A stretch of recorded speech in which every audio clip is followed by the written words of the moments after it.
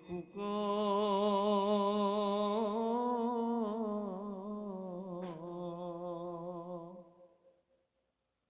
কথায় অনন্তৰে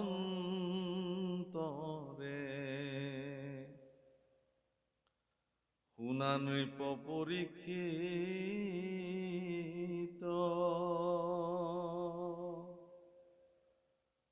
পৰম ভকত উদ্ধৱে বুজিলা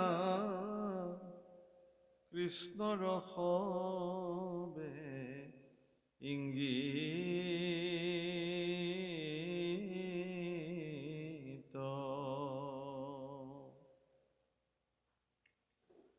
ৰাম দেখি বিমংগল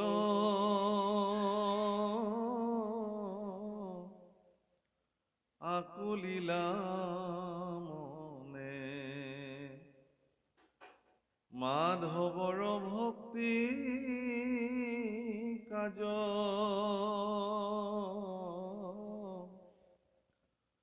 কুল সংহৰিবা বৈকুণ্ঠে চলিবা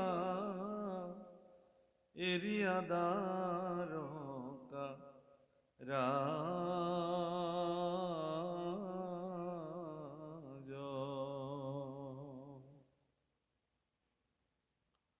হে মোৰ পৰম সেৱাৰস্থলীৰ বাপসকল আইসকল,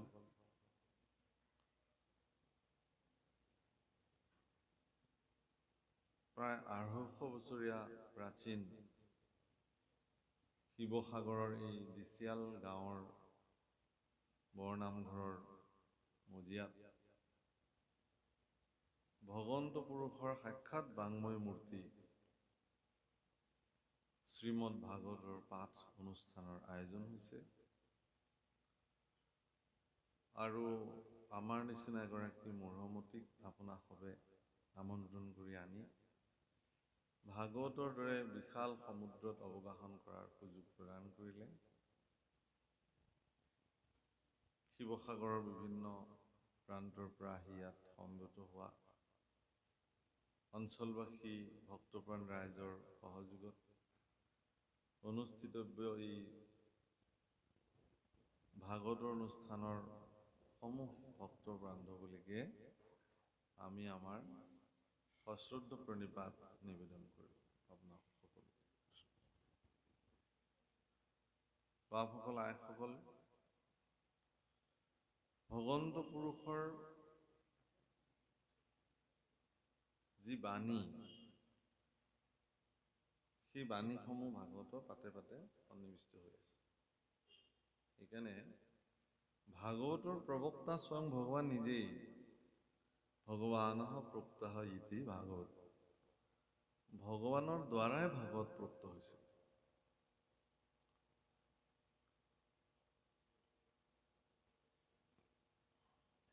প্ৰথমতে তেওঁ ব্ৰহ্মাক এই ভাগৱত কথা কৈছিলে।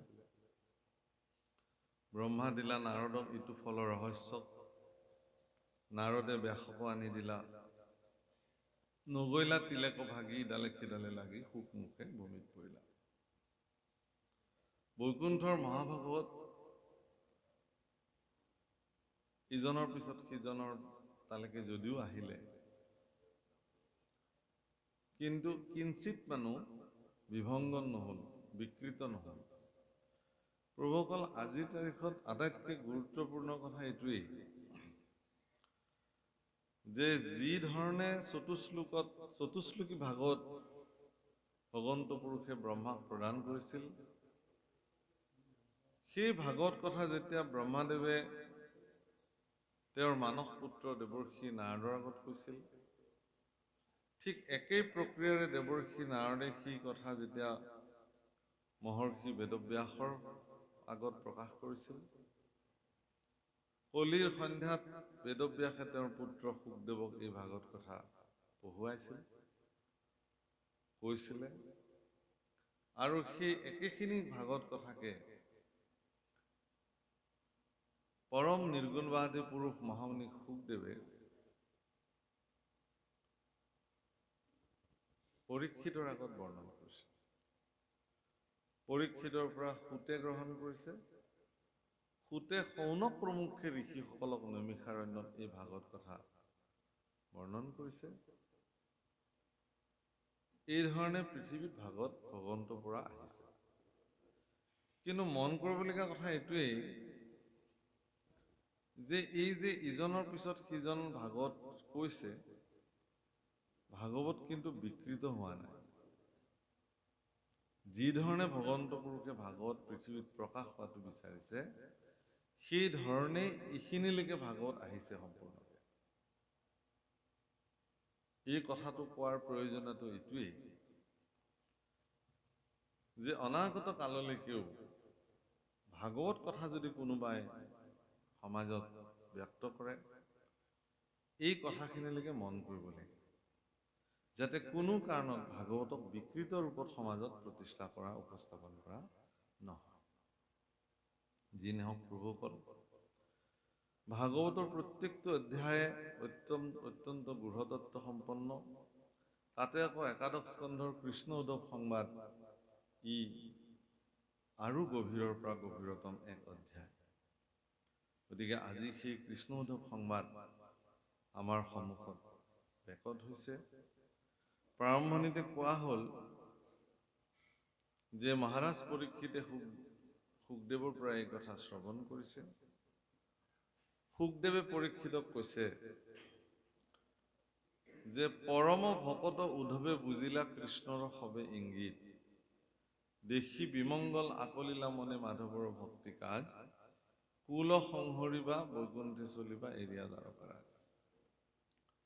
ভগৱন্ত পুৰুষে নিজৰ কুল বিনাশ কৰি এতিয়া তেওঁ নিজেও বৈকুণ্ঠলৈ যাবলৈ সাজু হৈছে। পৃথিৱী এৰি ভগৱান বৈকুণ্ঠলৈ যাবলৈ সাজু হ'ল এগৰাকী পৰম ভকত উদ্ধৱৰ কাৰণে। ই এক বিমংগল, আৰু এই বিমংগল দেখি তেওঁ মাধৱৰ ভক্তিৰ যি কাৰ্য তাক হৃদয়ত ধাৰণ কৰিলে আৰু ক'বলৈ আৰম্ভ কৰিলে, হা কৃষ্ণ স্বামী বুলন্ত লোতক, নয়নৰ পৰা পৰে শৰীৰত সুকে অগণি উধাই,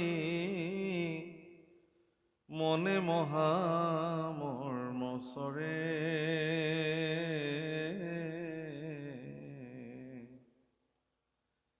তেজীয়া নিশ্বাস চাপিলন্ত পাখ, সন্তাপে আকুল ভাৱ,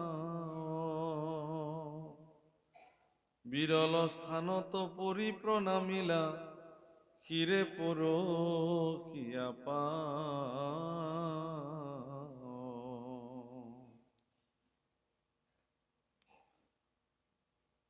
ভগৱান কৃষ্ণ তেওঁৰ পৰা আজিৰ পৰা বঞ্চিত হৈ যাব, এই কথা ভাবি উদ্ধৱৰ চকুত চকু পানী আহিছে। চিঞৰি চিঞৰি কান্দিছে, হা কৃষ্ণ স্বামী। অত্যন্ত আকুল আৰু সন্তাপ ভাৱনাৰে ঘনে ঘনে নিশ্বাস ত্যাগ কৰি উদ্ধৱে ভগৱন্ত পুৰুষৰ বিৰল স্থান, অৰ্থাৎ বিৰল স্থান মানে কৈ দিছে ইয়াতে, বিৰল স্থানত পৰি প্ৰণামিলা শিৰে পৰশিয়া পাও। ভগৱানৰ অভয় চৰণ দুখানি বিৰল স্থান পৃথিৱীত, ইয়াতকে আৰু বিৰল স্থান বেলেগ নাই। ভগৱন্ত পুৰুষৰ দুখানি অভয় চৰণত উদ্ধৱে অত্যন্ত সভক্তিৰে শিৰ স্পৰ্শ কৰি কান্দিব ধৰিলে। হীৰা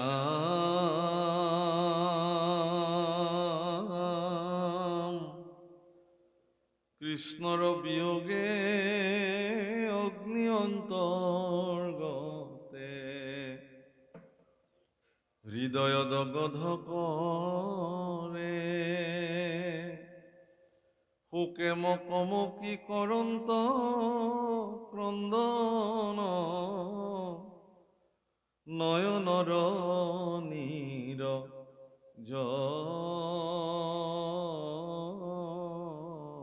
ৰে। অত্যন্ত হৃদয়ৰ অগ্নিৰ যেন অগ্নিয়ে তেওঁক ভিতৰৰ পৰা দহি আহিছে।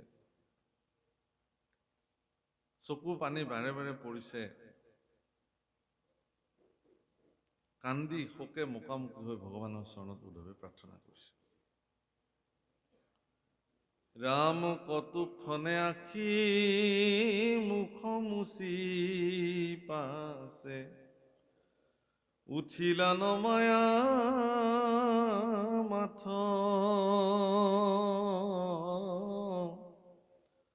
কৰি কৃতাঞ্জলি বুলিবে লাগিলা, শোকে গদ গদ মাত।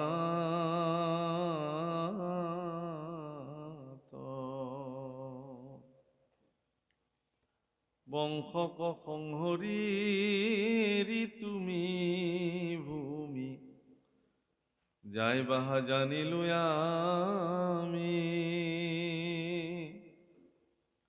ঋষি শাপ বাপ ব্যৰ্থ নকৰিলা, যিহেতু জগত স্বামী।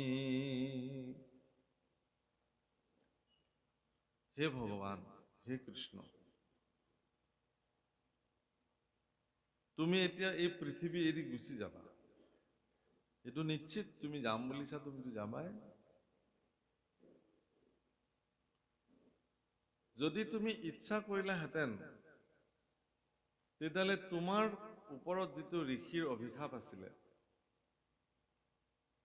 যে তোমালোকৰ এই লোহা টুকুৰে সমগ্ৰ যদুবংশ এদিন বিনাশ কৰি পেলাব, গতিকে এই ঋষি শাপটো ইচ্ছা কৰিলে তুমি খণ্ডন কৰিব পাৰিলাহেঁতেন, কিন্তু তুমি নকৰিলা। নকৰাৰ কাৰণটো কি? তুমি জগতৰ স্বামী। বাপসকল, আইসকল, ভগৱান কৃষ্ণ যে স্বয়ং ভগৱান, কৃষ্ণস্তু ভগৱান স্বয়ং, এই কথা বহু ক্ষেত্ৰত ভগৱানে তেওঁৰ কাৰ্যকাৰণ কৰিবলৈ যাওঁতে যিমান পাৰে তাক ঢাকিবলৈ চেষ্টা কৰিছে। ভগৱান ৰামচন্দ্ৰও তেওঁ যেতিয়া ৰাম অৱতাৰে জগতলৈ আহিছিলে, তেওঁ যে স্বয়ং ঈশ্বৰ, এই কথাটো তেওঁ ঢাকিবৰ কাৰণে যত্ন কৰিছে। ৰামায়ণত ঢাকিবলৈ যত্ন কৰিছে। একদম ৰাৱণ বধৰ সময়ত তেওঁৰ ঈশ্বৰত্ব প্ৰকাশ পাইছে। ঠিক তদ্ৰূপ কৃষ্ণ অৱতাৰতো তেওঁ 125 বছৰ কাল পৃথিৱীত থাকি একদম বৈকুণ্ঠ প্ৰাণৰ সময়ত তেওঁ তেওঁৰ ঈশ্বৰত্বটোক স্পষ্টভাৱে প্ৰকাশ কৰিছে। বাপসকল, প্ৰভু ৰামচন্দ্ৰ যেতিয়া বনবাসলৈ যায় আৰু যিদিনাখন ৰাৱণে সীতাক হৰণ কৰিছিলে, তাৰপিছত দেখা গ'ল যে তেওঁৰ ভাতৃ লক্ষ্মণৰ লগত তেওঁ অৰণ্যত অনাই বনাই তেওঁৰ পত্নীক বিচাৰি ঘূৰি ফুৰিছে।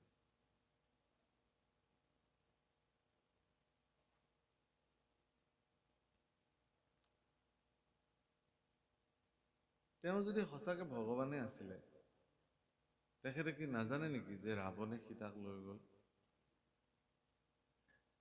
এগৰাকী ঈশ্বৰ পুৰুষে তেওঁৰ পত্নীক কোনোবাই লৈ গ'ল আৰু তেওঁ বনে বনে বিচাৰি ফুৰিছে, সীতা তুমি ক'ত আছা? ভাবিবলৈ কথাটো অকণমান অদ্ভুত যেন নালাগেনে বাৰু? এই সন্দেহ আটাইতকৈ বিশিষ্ট এগৰাকী দেৱীৰ মনলৈ আহিলে। তেওঁ হ'ল সতী, শিৱৰ পত্নী।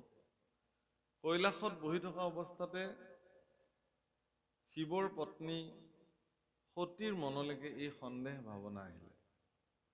তেওঁ স্বামীক সুধিলে, হে স্বামী, যদি এয়াই জগতৰ ঈশ্বৰ প্ৰভু ৰাম হয়, তেখেতৰ পত্নীক যে ৰাৱণে হৰণ কৰি লৈ গৈছে লংকালে, সেই কথা তেওঁ নাজানে নেকি?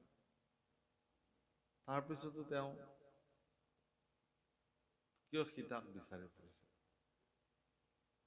শিৱই কৈছে যে এইবোৰ প্ৰভুৰ লীলা, আমিনো কি বুজি পাম, এইবোৰ তেওঁ কি বা কৰি এইবোৰ কৰিছে, আমিনো কেনেকৈ মূঢ়মতি বুজি পাম।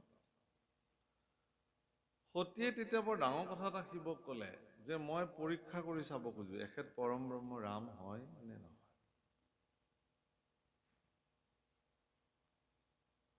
ব'লা স্বামী, আমি দুয়োজনে লগ লাগি পৰীক্ষা কৰি চাম। শিৱই বোলে মই নাযাওঁ পৰীক্ষা কৰিবলৈ, তুমিয়ে যোৱা যদি যাব খুজিছা, কিন্তু ময়ো তোমাক বাৰণ কৰিম স্বামী হিচাপে যে তুমি এনেকুৱা ভয়ংকৰ সিদ্ধান্ত এটা ল'ব নালাগে। প্ৰভুৰ কাৰ্যক পৰীক্ষা কৰাৰ কোনো প্ৰয়োজনীয়তা নাই, গতিকে তুমি নালাগে যাব। কৈছে নহয় মই যাম, আৰু তুমিও মোৰ লগত আহা স্বামী। শিৱই কৈছে মই এই বটবৃক্ষৰ তলত বহিলো, তুমি যোৱা পৰীক্ষা। আৰু সতীয়ে কৈছে তুমি কিয় নোযোৱা? কৈছে যাৰ বেমাৰ লাগে সিহে ঔষধ বিচাৰি যায়, মোৰতো বেমাৰ লগা নাই, বেমাৰটো তোমাৰ লাগিছে। এই যিটো সন্দেহৰ বেমাৰ তোমাৰ উপজিছে মনত, মোৰ কিন্তু এনেকুৱা সন্দেহৰ বেমাৰ নাই। ভগৱানৰ ঈশ্বৰ পুৰুষে যি কাৰ্য সম্পাদন কৰে সেই কাৰ্য মংগলৰ কাৰণে কৰে। মংগল ভৱন মংগলহাৰী দ্ৰৱহুসু দশৰথ অজৰ বিহাৰী। গোস্বামী তুলসীদাসে লিখিছে, আমি সবেই চিঞৰি চিঞৰি গাওঁ মংগল ভৱন মংগলহাৰী। ভগৱান মংগলকাৰী, তেওঁৰ প্ৰত্যেকটো কাৰ্য মংগলকাৰী।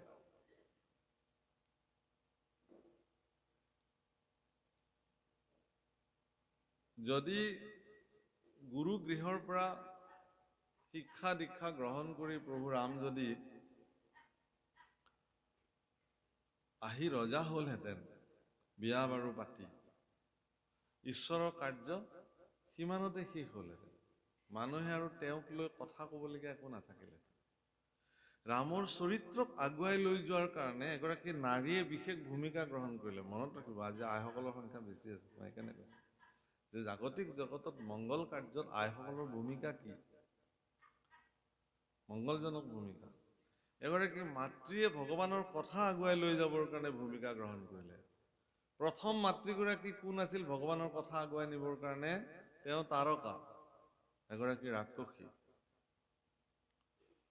যদি তাৰকাই সেই দণ্ডকাৰণ্যত যদি তেওঁ উপদ্ৰৱ নকৰিলেহেঁতেন, ঋষিসকলৰ ঋষি কাৰ্যক যদি তেওঁ বাধাগ্ৰস্ত নকৰিলেহেঁতেন, তেতিয়াহ'লে বিশ্বমিত্ৰই কেতিয়াও দশৰথৰ ওচৰলৈকে সহায় বিচাৰি নাহিলেহেঁতেন ৰামচন্দ্ৰ।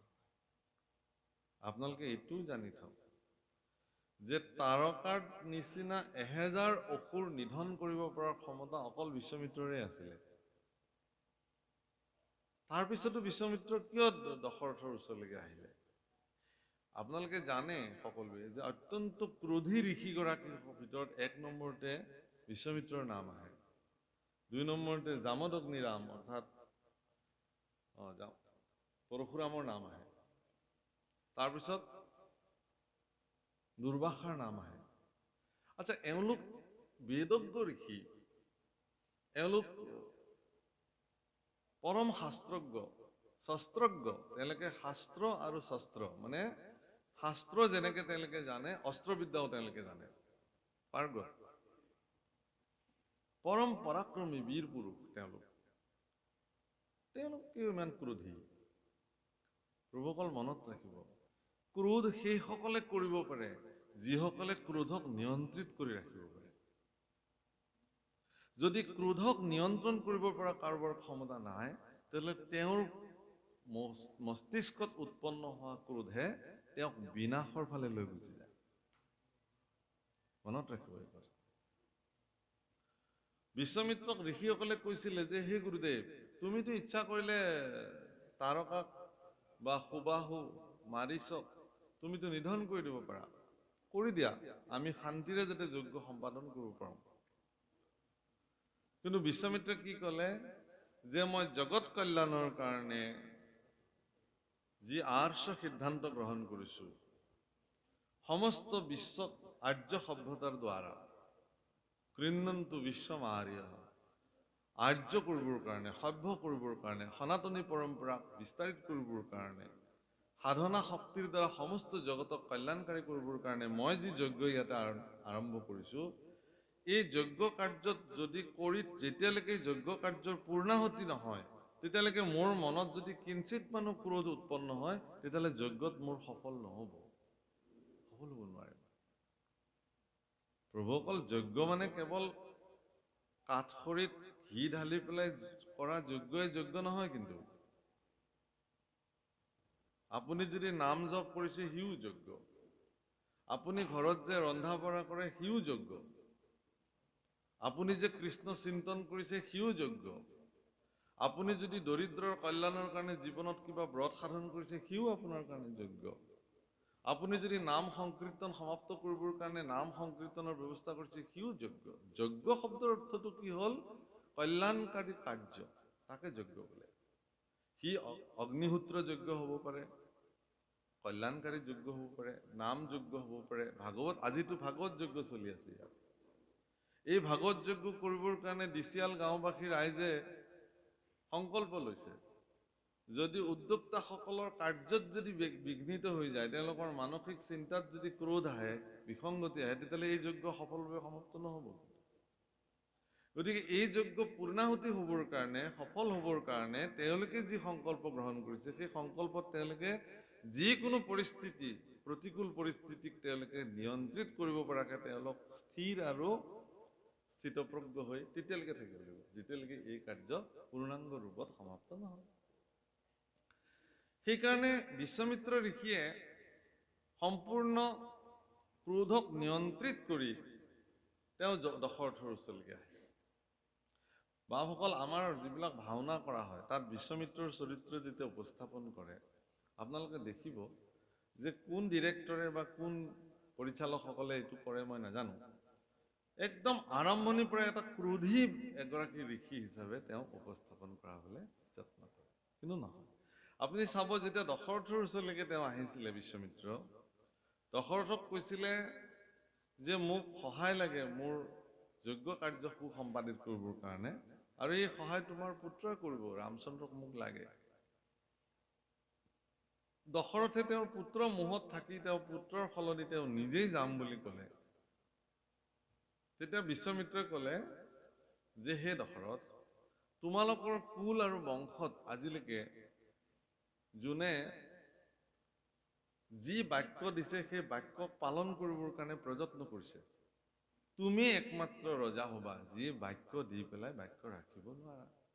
গতিকে মই যাওঁ। এই বুলি উঠিব লওঁতে বশিষ্ঠই কৈছে যে আপুনি বহক, আৰু দশৰথক বুজাইছে যে শ্ৰী ৰামৰ কল্যাণৰ কাৰণেহে তেওঁ ৰামক বিচাৰি আহিছে, তুমি ৰামক দি দিয়া। দশৰথে তেওঁক দিছে। এগৰাকী নাৰীয়ে ৰামৰ কথা আগুৱাই লৈ গ'ল। ৰামচন্দ্ৰক বিশ্বামিত্ৰই লৈ আহিলে লক্ষ্মণ সহিতে, গৈ একদম সীতাক হৰধনু ভংগ কৰি লৈ আহিলে। তাৰপিছত তেওঁ আহি বিবাহ বাৰু পাতি ৰজা হ'লহেঁতেন, ৰাতিয়ে ঘটনাটো ঘটিলে। কইকেয়ীৰ দৰে এগৰাকী মাতৃয়ে ৰামক ইমান ভাল পায়, তেওঁ বনবাসৰ কাৰণে প্ৰস্তুত কৰি তুলিলে। আকৌ কথা আগবাঢ়ি গ'ল ভগৱানৰ কাৰ্য। বনবাসত ৰাম প্ৰৱেশ কৰিলে মানে কি? চিত্ৰকূট, দণ্ডকাৰণ্য, পঞ্চৱতী প্ৰমুখ্যে একদম দক্ষিণ ভাৰতৰ সেই সাগৰৰ তীৰলৈকে কিষ্কিন্ধা পৰ্যন্ত যিমান দুষ্ট দৈত্য দানৱৰ প্ৰাদুৰ্ভাৱ আছিলে, ৰাক্ষসৰ প্ৰাদুৰ্ভাৱ আছিলে, শৰ দুখনকে প্ৰমুখ্য কৰি সকলোকে প্ৰভু ৰামচন্দ্ৰই এক মূৰৰ পৰা নিধন কৰিছিলে। প্ৰভুসকল, ঈশ্বৰ পুৰুষৰ ঈশ্বৰত্ব আমি সামান্য দৃষ্টিৰে দেখা কিছুমান সামান্য কাৰ্যকো সামান্য বুলি ভাবিব নোৱাৰি। তাৰ অন্তৰালত অনেক কথা সন্নিৱিষ্ট হৈ থাকে। কিন্তু একান্ত ভক্তসকল যিবিলাক আছে, তেওঁলোকে ভগৱানৰ যিকোনো কাৰ্যৰ এটা ইংগিত মাত্ৰ পালেই ঈশ্বৰৰ ঐশ্বৰিক কাৰ্যৰ কি ফলশ্ৰুতি হ'ব পাৰে, কি পৰিণাম হ'ব পাৰে, তাক অনুভৱ কৰিব পাৰে। সেইকাৰণে আজি আৰম্ভণিতে এটা শব্দ কৈছে, পৰম ভকত উদ্ধৱে বুজিলা কৃষ্ণৰ সবে ইংগিত। বুজিনে শব্দটো? কৃষ্ণৰ ইংগিত পৰম ভক্ত উদ্ধৱে বুজি পালে যে ভগৱানে আজি তেওঁৰ 125 বছৰীয়া কাৰ্যকালৰ সমাপ্তি ঘটাই পৃথিৱীৰ পৰা বৈকুণ্ঠলৈ গমন কৰে। এই 125 বছৰ কালত ভগৱানে পৃথিৱীত থাকি কংস, চানু, জৰাসন্ধৰ দৰে পৰম শক্তিশালী দানৱসকলক তেওঁ নিধন কৰিছে।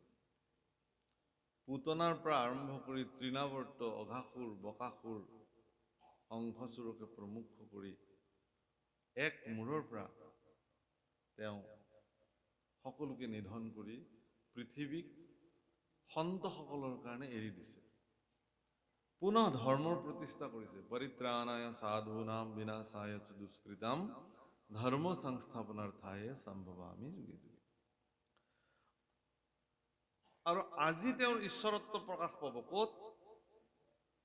যে তেওঁ যিখিনি কথা উদ্ধৱৰ কাৰণে আগবঢ়াব, মই এইকাৰণে ঈশ্বৰত্ব প্ৰকাশ পাব বুলি কৈছো, যে উদ্ধৱলৈ যিখিনি কথা ভগৱন্ত পুৰুষে আগবঢ়াব সেই কথাখিনি মানৱ জীৱনৰ প্ৰত্যেকগৰাকী মানুহে পালন কৰিবলগীয়া এক বিশেষ পথ মাৰ্গ।